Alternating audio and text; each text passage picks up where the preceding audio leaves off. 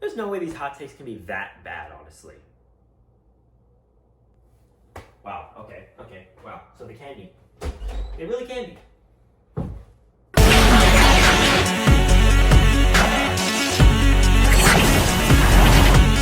can't slow down, shouting loud, got me running red lights. Oh, I just can't get you out of my mind.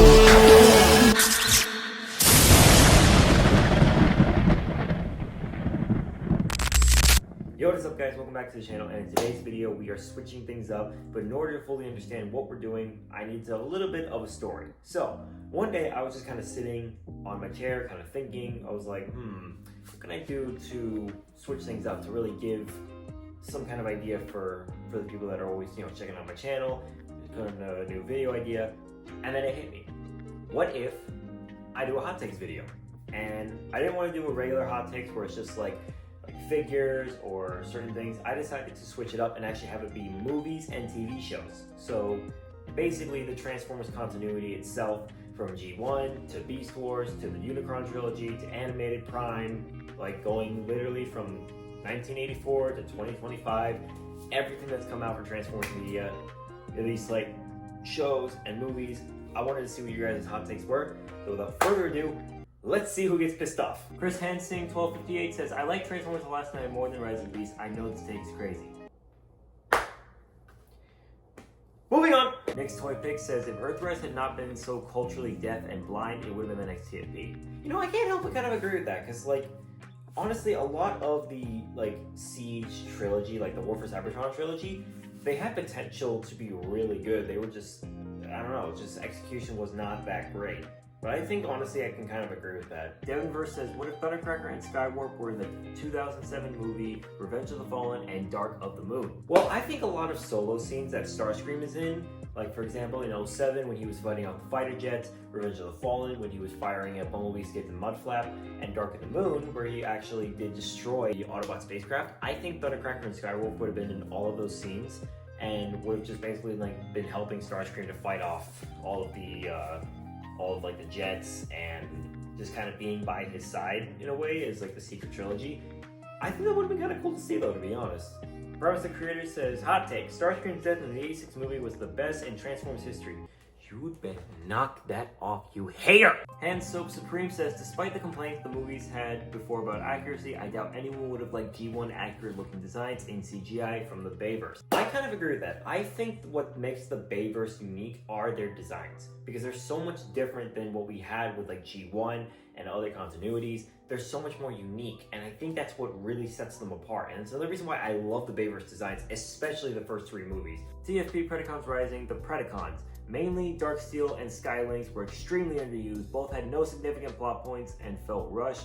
Overall, their greatest feat was putting Magnus in a wheelchair. They could have been so much better since they're basically dragons.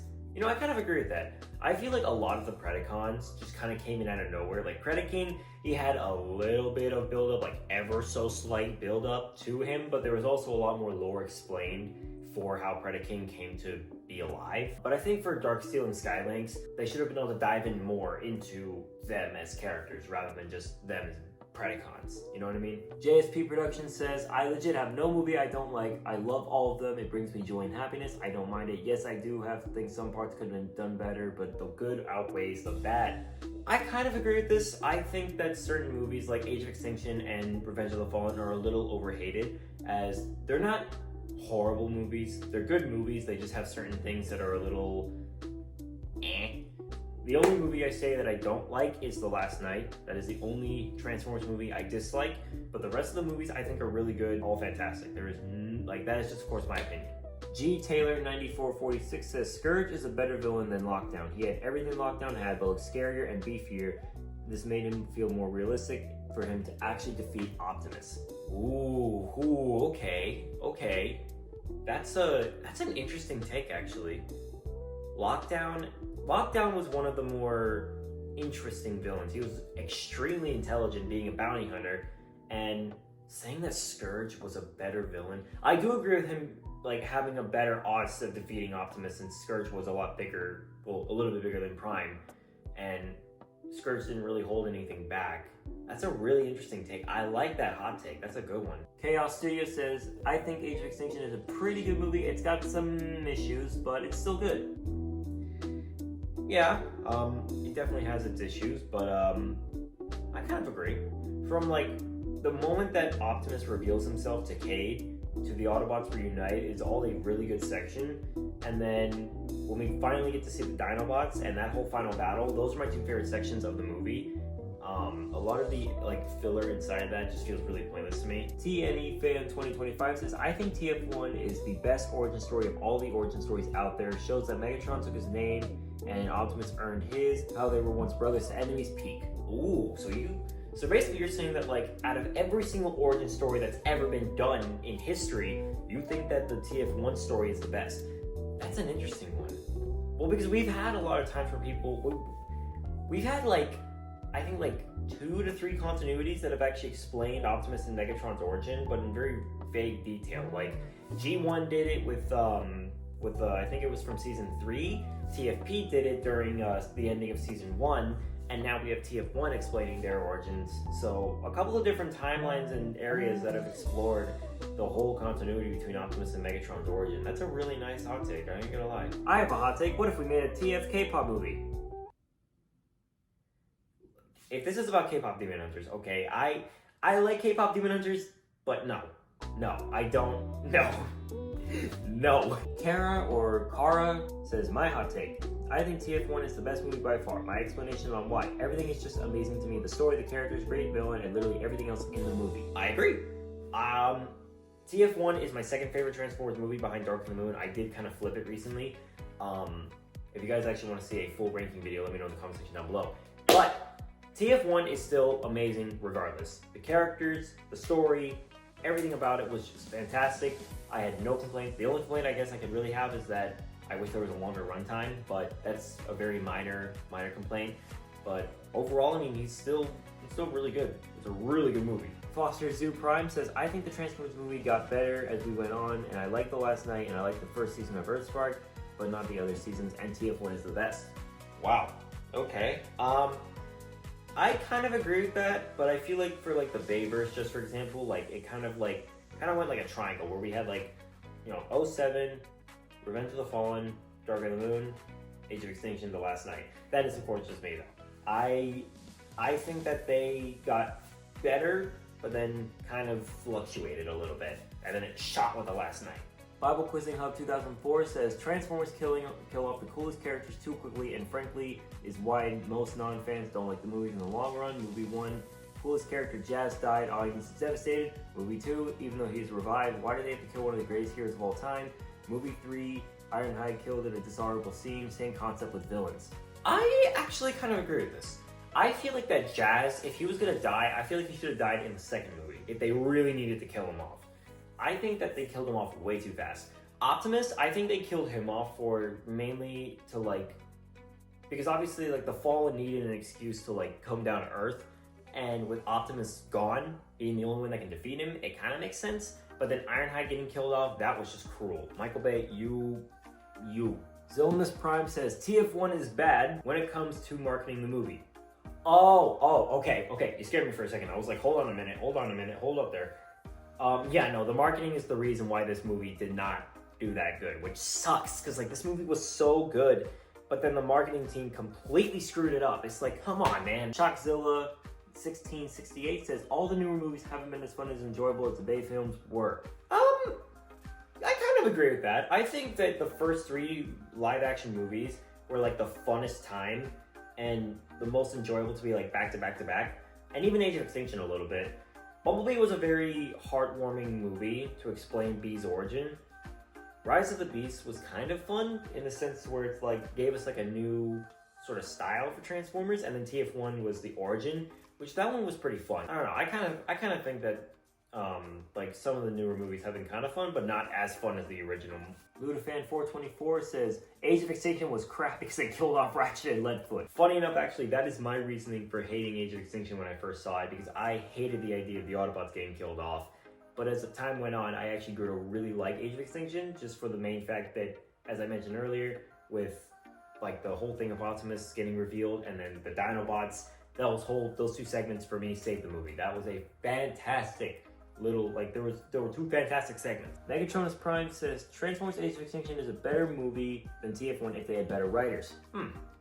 I don't know about that actually. I feel like that TF1 will still be better because for the sheer fact that TF1 is a very deep breath of fresh air for the community, as we've never had anything like it before. So it's like, okay.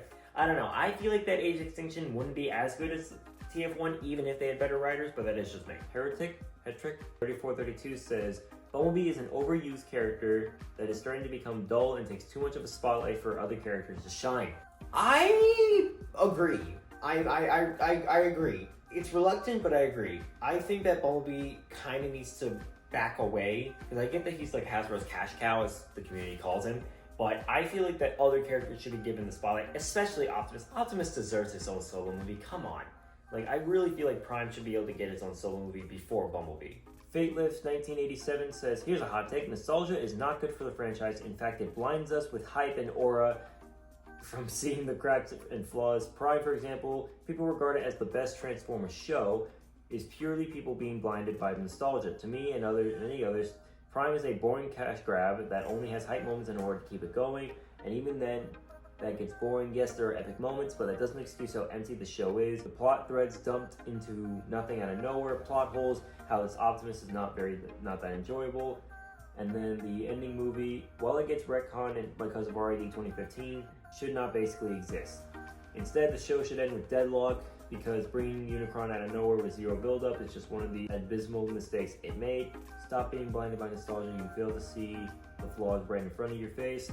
But if you do enjoy the show and see the flaws, then I will not stop you. That is just my hot take.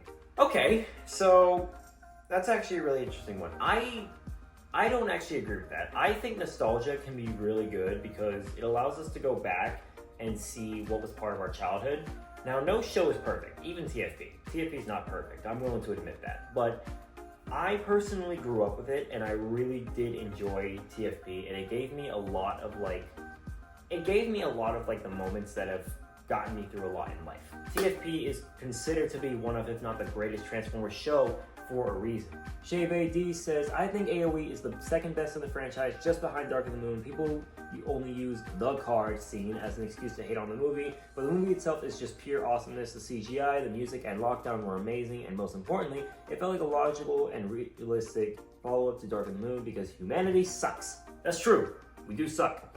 But I don't know about number 2, but I do agree with the fact that Age of Extinction is overhated. There are more scenes in Age of Extinction that I don't care for, more than just the card scene. If you know, you know.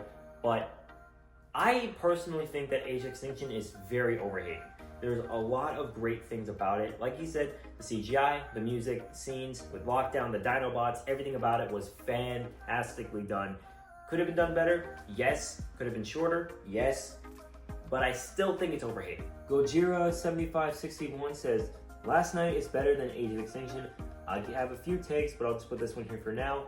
Main reasons as to why I say this, not just because of some human characters and the stupid Romeo and Juliet law. Don't worry, I'm not ignoring this. It's just bad because I hate Shane so much and that the law shouldn't be there at all. But it's because of the whole idea of Transformers being bad. I get it, after a while, humans don't want to trust Transformers. That's fine, even though they only go after the ones who help them in the Autobots, but then they go and make them. I guess I understand why, but it seems pointless to make robots when clearly you want them off the planet in the first place. Also, the whole Transformium thing is just so stupid, and of course, Last Night is by means no better. I just found a few things to appreciate about them, like getting rid of the Transformium concept, thankfully, and humans hating all Transformers in the film, not just one faction. There are some other things I appreciate about TLK, but those are just some examples. I probably rambled on a little bit, but I hope that makes sense. Hope you're well until all are one. I do kind of agree. The Transformium concept was not that good. That's another thing I was going to mention. I don't like the Transformium, and I think that they were kind of flipping things around a little bit to where it's like, why would you want Cybertronians off the planet if you were going to make Cybertronians? That doesn't really make sense. As well as the fact that you're only hunting down Autobots, like the ones that helped you. You should be hunting down Decepticons, which I will give Last Night that little bit of credit. They did fix that concept, and they did actually improve upon it, which is good. That's the only piece of credit I will ever give to the last night, without a doubt. But with that, guys, that going to mark the end of the video. Thank you all so much for watching. Leave a comment down below. What was the craziest hot take in this video? And do you agree or disagree with what was said in this video? But with that, I'll catch you all in the next one. Have a good day. Have a good night. I'll catch you on the flip side till all are one. Be sure to like, follow, and subscribe. This is Optimus endorsing Thundermus Prime. It's prime time.